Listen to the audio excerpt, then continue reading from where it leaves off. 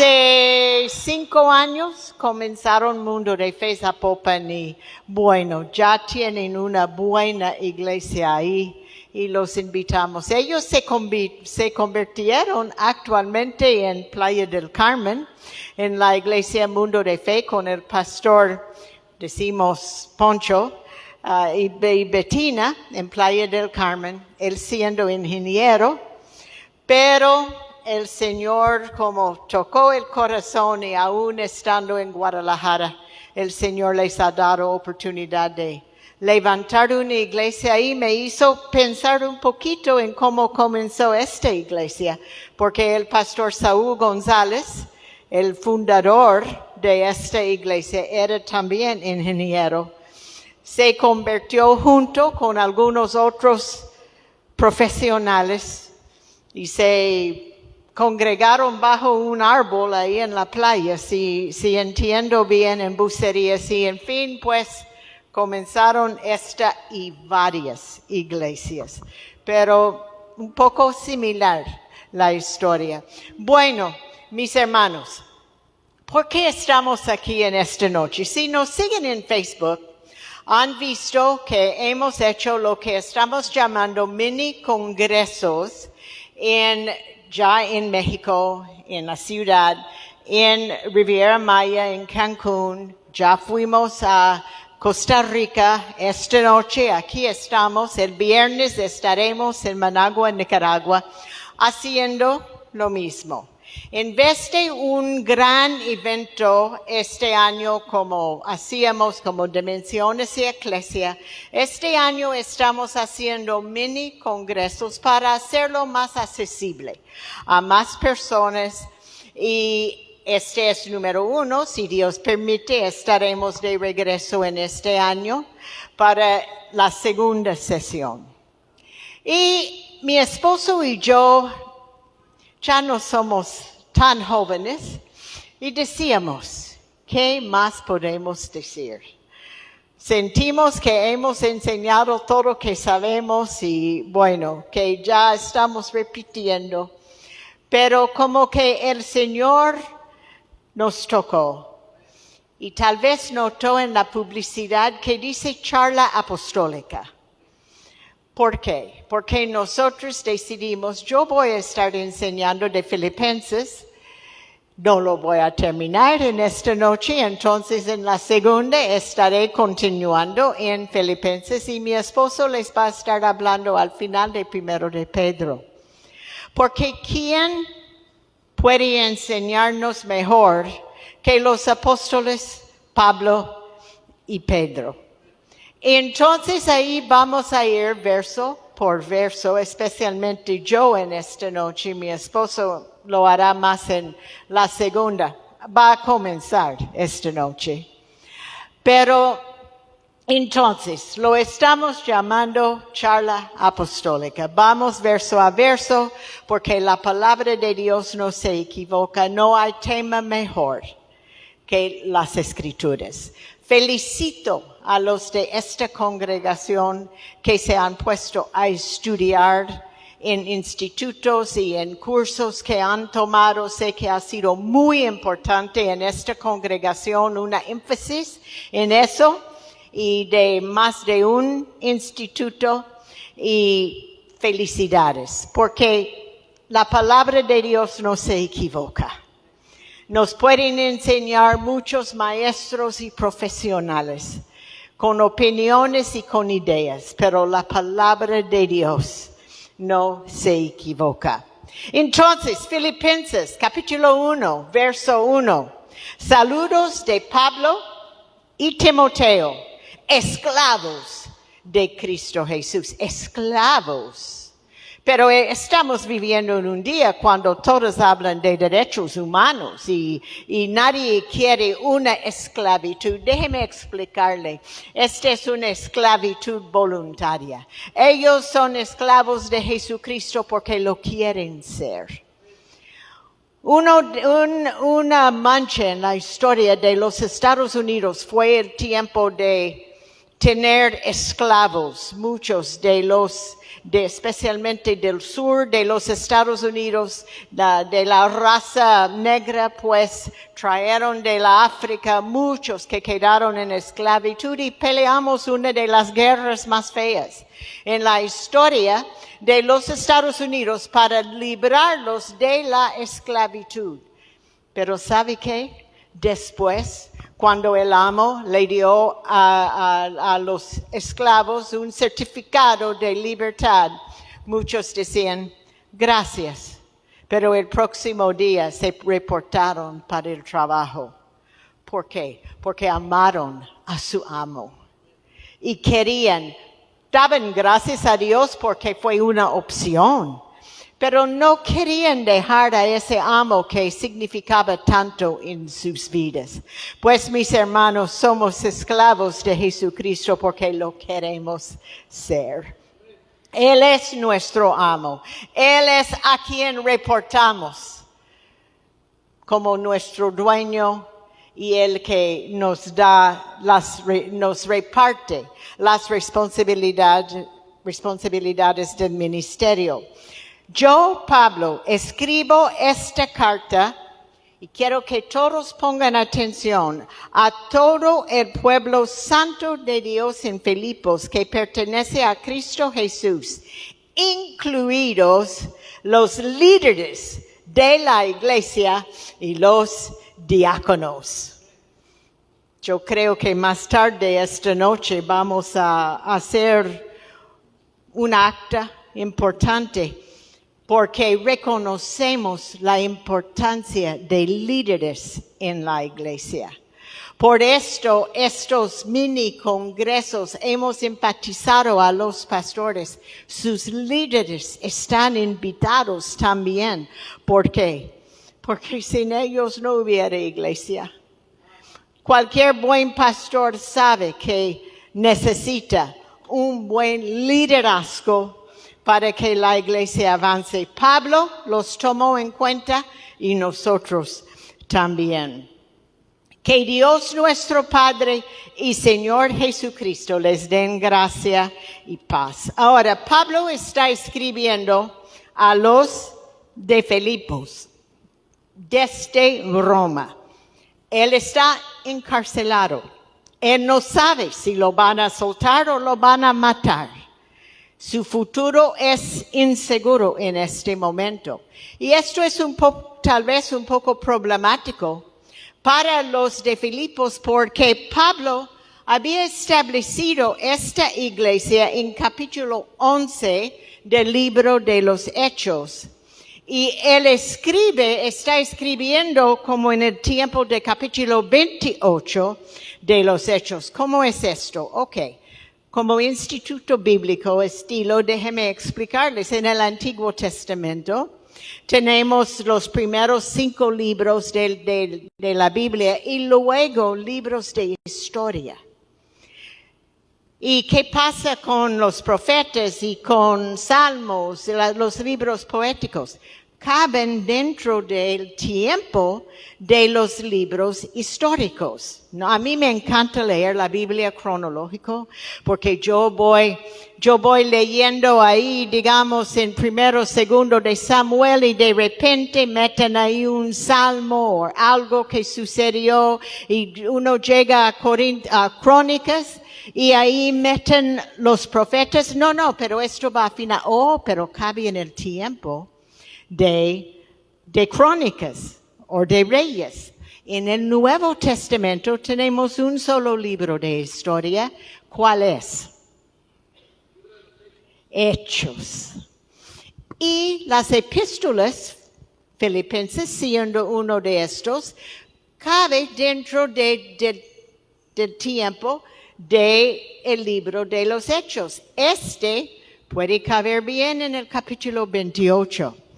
En el capítulo 11, Pablo había establecido la iglesia en Filipos, la primera iglesia en Europa.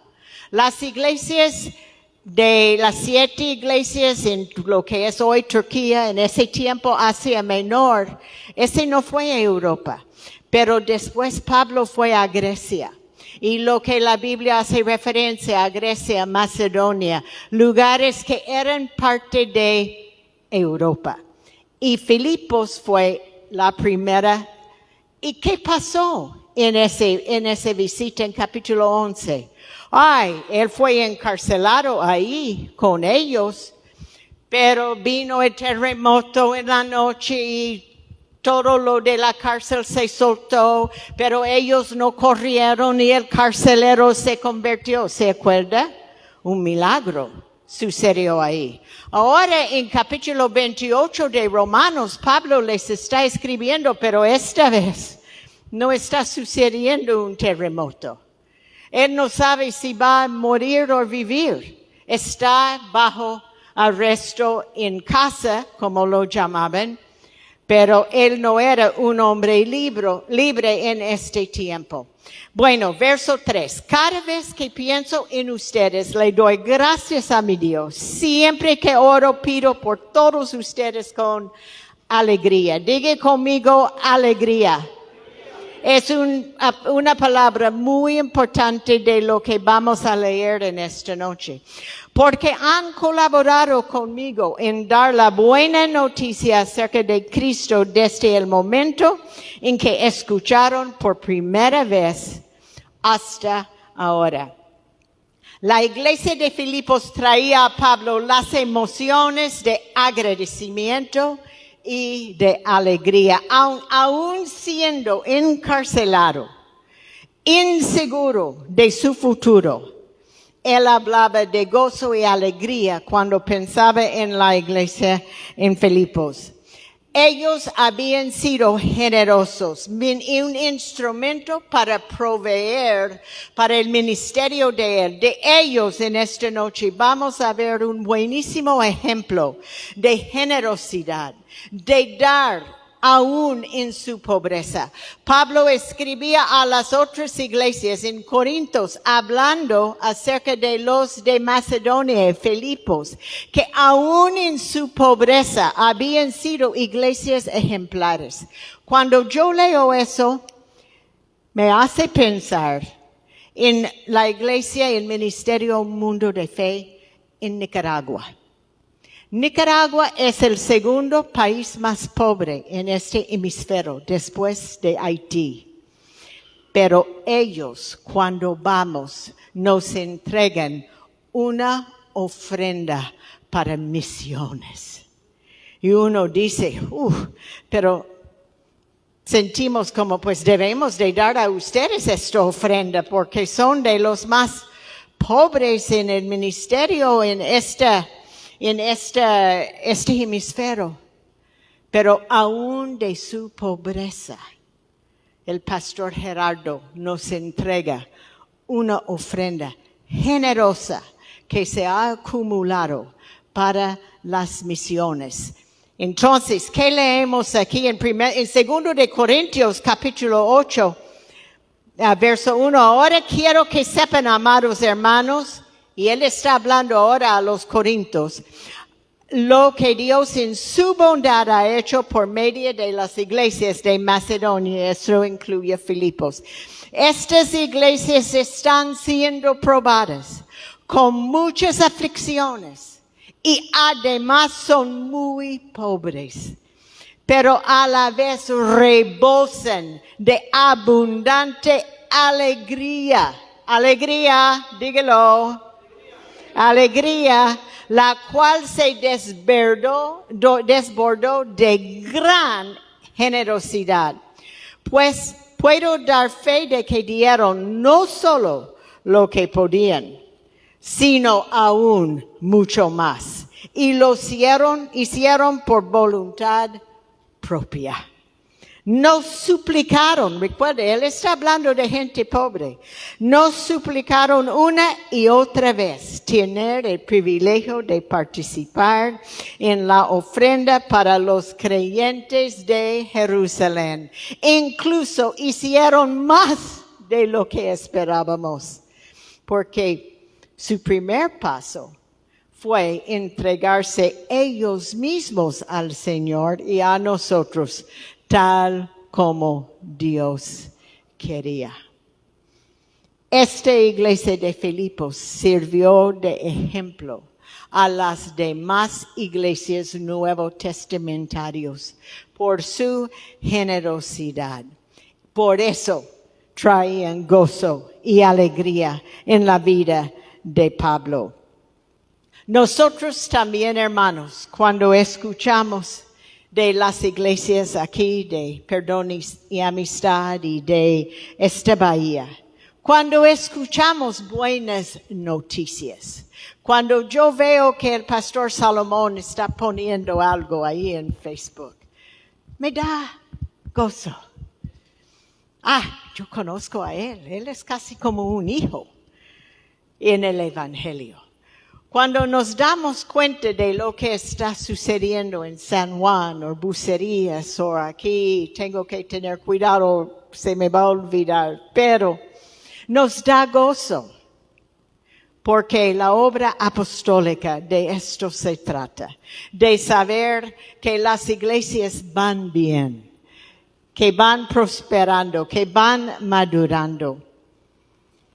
Verso 6. Estoy seguro de que Dios, quien comenzó la buena obra en ustedes, la continuará hasta que quede completamente terminada el día que Cristo Jesús vuelve. ¿Cuándo ha comenzado Dios algo bueno y no lo ha terminado bien? Él es Dios. Y si nosotros lo permitimos, si andamos en obediencia, lo que Él ha comenzado en nosotros va a terminar bien. Todavía es un proceso. Fuimos salvos el día que aceptamos a Cristo. Estamos siendo salvos. Pablo dijo, yo me muero cada día. ¿Por qué? Porque estoy en ese proceso de ser salvo, de madurez, de aprender, de acercarme, de ir a gloria en gloria. Y aquel día seremos salvos para la eternidad. Dios ha comenzado una buena obra en nosotros y si andamos en obediencia, la va a terminar bien. Verso 9, le pido a Dios, ahora. Pablo comienza un poco suave y después termina como con el estilo mío, un poco brusco tal vez.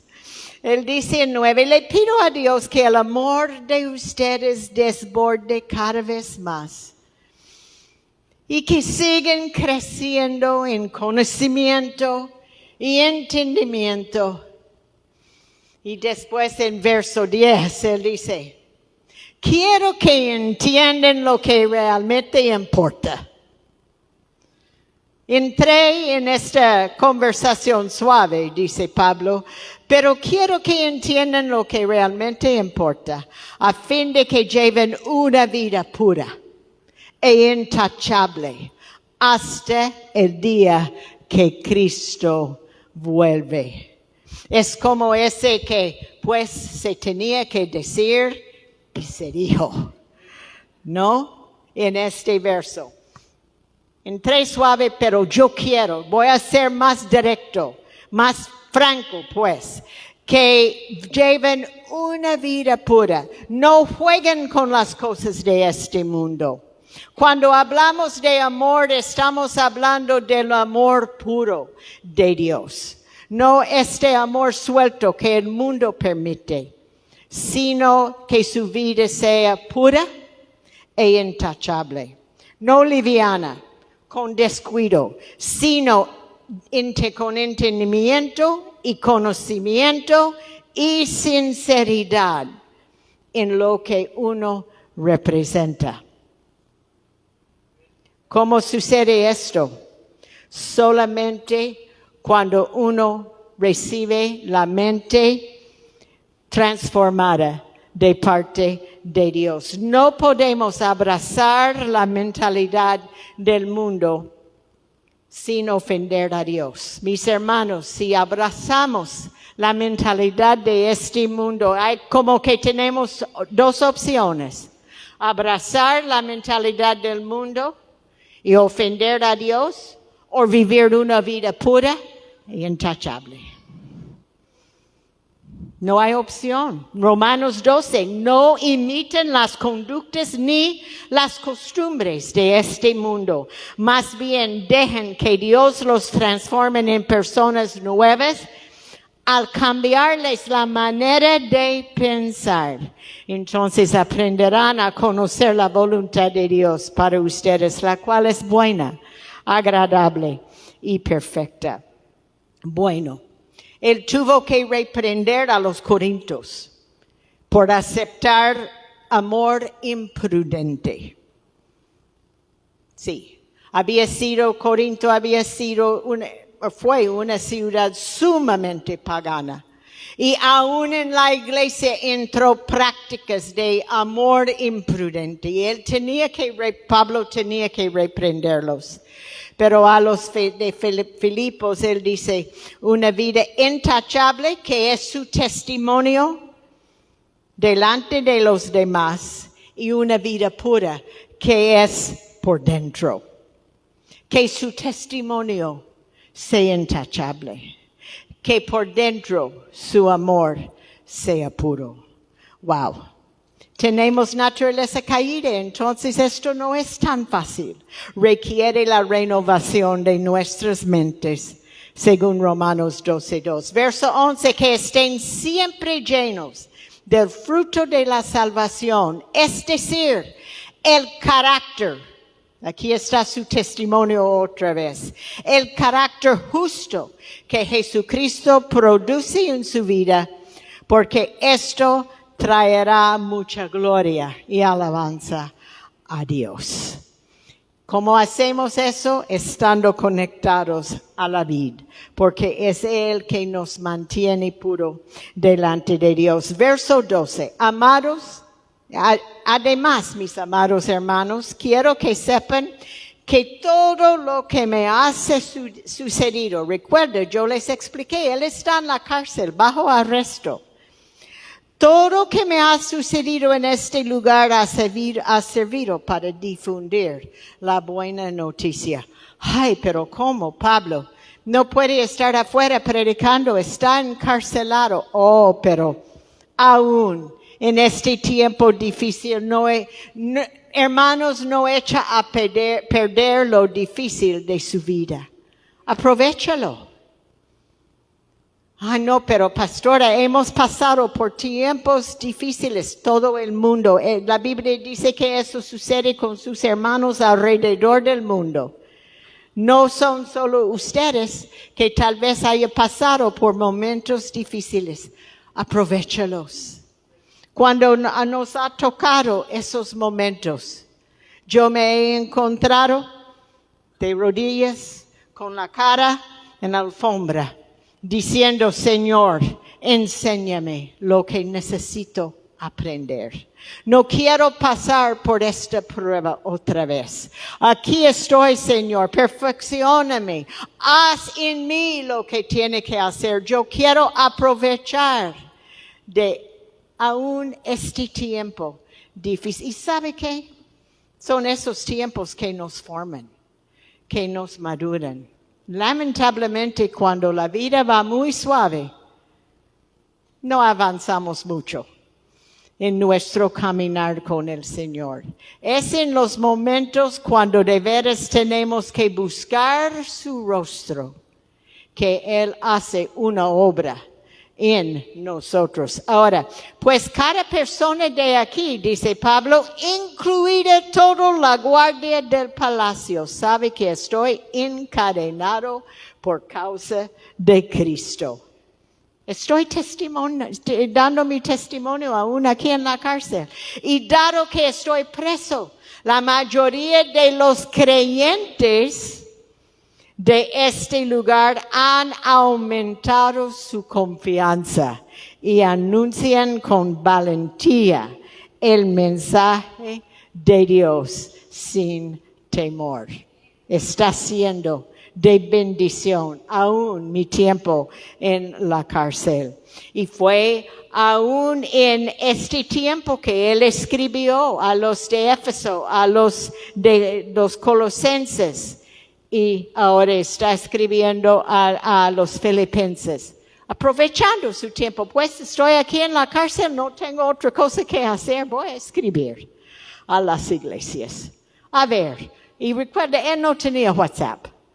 Él tenía que escribir y enviar con mensajeros como Timoteo para llevar sus cartas que él había escrito de tiempos difíciles. Dios no siempre nos libra de lo incómodo.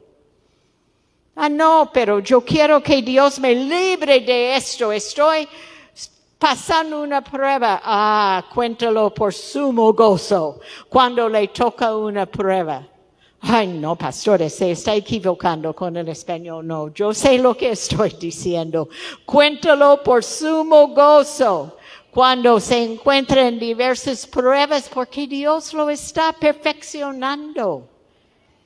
Y Pablo está diciendo, el hecho de estar yo encarcelado, los demás tienen que poner las pilas y predica, porque yo estoy encadenado y no puedo estar ahí predicando. Entonces están asumiendo la responsabilidad, les está sirviendo para bien, no echa a perder las oportunidades que Dios nos da, aún en experiencias que no quisiéramos pasar. Nosotros en 56 años de ministerio, mis hermanos, hemos pasado por momentos difíciles. Pero aquí estamos. Tal vez lo que nos toca ahora en esta edad es simplemente animarlos y decir, como cantamos en esta noche, Dios ha sido fiel. Es fiel. Siempre será fiel. Porque es característica de Él y Él no cambia. Entonces, les puedo asegurar de esto. Bueno, recuerde que Él decía a Pedro, antes de la crucifixión, Pedro, no, Señor, yo no le voy a negar. Él dijo, Pedro, Satanás te ha pedido para zarandearlo. He orado por ti. ¿Para que esto no sucede? No. Para que tu fe no falle. Y cuando hayas vuelto, después de esta vergüenza que va a pasar y la humillación que va a pasar, cuando hayas vuelto, será de bendición a los hermanos. Hermanos, lo que les sucede en la vida sirve de testimonio a los demás. Muchos vencerán por el testimonio de los victoriosos. Entonces, aunque haya pasado por momentos de vergüenza en su vida, comparte con los demás lo que Dios ha hecho a través de la redención en su vida y será de testimonio para ellos. Pedro, esa fue una vergüenza, pero el día de Pentecostés, ¿quién predicó a la multitud ahí? Aún con los demás ahí detrás de él, no habían tal vez aprendido lo que Pedro tenía que aprender a la fuerza, pero sirvió para ser de bendición a los demás. Filipenses 1, 15 a 18. Pastores, prepárense para esto, es fuerte. Uno pensara que esto está siendo escrito para el día de hoy. Recuerden, en aquel tiempo no había tal vez televisión cristiana y tanta competencia entre las iglesias, todos apenas se estaban sobreviviendo. Pero mira lo que dice, es cierto que algunos predican acerca de Cristo por celos y rivalidad, pero otros lo hacen con intenciones puras. ¿Qué evaluación debemos de hacer? Estos últimos predican porque me aman, pues saben que fui designada para defender la buena noticia. Los otros no tienen intenciones puras cuando predican de Cristo. Lo hacen con ambición egoísta, no con sinceridad, sino con el propósito de que las cadenas me resulten más dolorosas. Como que estos hijos míos, que los hacen con malas intenciones, me duele. Cuando uno ve que un pastor se está llenando de orgullo y competencia, se preocupa, le duele a los que dan cobertura, porque quieren que todos lo hagan con sinceridad y humildad. Él habla primeramente de las buenas intenciones, pero él no puede descartar el hecho de que algunos se han desviado en su motivación. Cuando los pastores se juntan es normal, pero ¿cuántos tiene? Pues usted sabe que COVID nos hizo un golpe a la iglesia. ¿Cuántas reuniones están haciendo? Nosotros tenemos que hacer 3 porque se llena la iglesia. Y el otro pastor tal vez está diciendo, wow, tengo muy pocos, una sola reunión. Qué vergüenza. No, mis hermanos, si está siendo fiel a su llamado, haciendo lo que el Señor le ha llamado a hacer, hágalo con ganas, con fuerza, dando gracias a Dios por la oportunidad de servir. Pablo dice que esta realidad aún hace más dolorosas sus cadenas. Sin embargo, verso 18. Siempre, recuerda, Pablo está hablando de alegría y de gozo y está aún sacando algo bueno de lo difícil, de lo feo de que él ha escrito. Pero eso no importa, sean falsas o genuinas sus intenciones. El mensaje acerca de Cristo se predica de todas maneras, de modo que me gozo y seguiré gozándome. Aún con mis hijos que no se están portando bien, por lo menos la palabra de Dios no regresa vacía. Y si predica el evangelio, son ellos que sufren, pero el evangelio está predicado. Y algunos se van a convertir porque la palabra de Dios es poderosa. Amén. Con esto yo voy a terminar en esta noche. Por supuesto, tengo páginas de notas que no puedo compartir en esta noche, pero esto va muy bien con el tema que yo he compartido. Y es de un teólogo que se llamaba Tozer, A.W. Tozer. Y él escribió este poderoso artículo reprendiendo la actitud de competencia que es común entre aquellos en el ministerio. Hermanos, yo he conocido a pastores que han tirado la toalla, han dejado de luchar porque sentían menos que los demás. No, grandes evangelistas se han convertido bajo ministerios humildes. Y después Dios los levanta.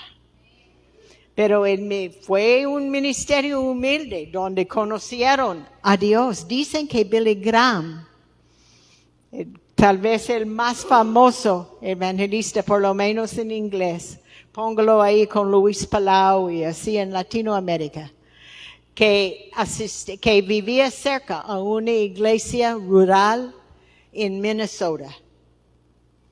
Y de niño, él se metió debajo del piso porque en el estilo de construcción ahí, el piso de madera fue levantada y hubo oportunidad de meterse debajo del piso y escuchaba a un pastor humilde ahí con poca gente predicando. Pero él lo escuchó. Ese pastor fue fiel con los pocos que llegaba a su iglesia. Entonces Tozer escribe eso. Ponga atención, es un poco largo, pero le va a bendecir. Querido Señor, de ahora en adelante, me niego a competir con cualquiera de tus siervos. Ellos tienen congregaciones más grandes que la mía. Así sea. Me regocijo en su éxito de ellos. Tienen dones mayores. Muy bien. Eso no está en su poder ni en el mío. Estoy humildemente agradecido por sus dones mayores a los míos más pequeños. Solo ruego poder usar para tu gloria los modestos dones que poseo. No me compararé con nadie, ni trataré de aumentar mi autoestima notando en que puedo sobresalir de uno u otro y en tu santa obra. Por la presente hago una negación total de todo valor intrínseco. Él sigue diciendo, no soy más que un siervo inútil. Con gusto voy al pie de la cruz y me reconozco el más pequeño de tu pueblo. Si me equivoco en mi juicio propio y en realidad me subestimo, no quiero saberlo. No me lo dice, Señor. Me propongo orar por los demás y regocijarme en su prosperidad como que si fuera la mía. Y en verdad es mío si es tuyo, porque lo que es tuyo es mío. Y mientras uno planta y otro riega, eres tú solo quien da el crecimiento. Somos parte de una sola iglesia, el cuerpo de Jesucristo, el reino de Dios. Y cuando unos se gozan, debemos de gozarnos con ellos. Cuando sufren, debemos de llorar con ellos. Porque sea su iglesia numerosa o tal vez no tantos. Recuerda que es parte de una sola iglesia, la del Señor Jesucristo. Que el Señor les bendiga en esta tarde.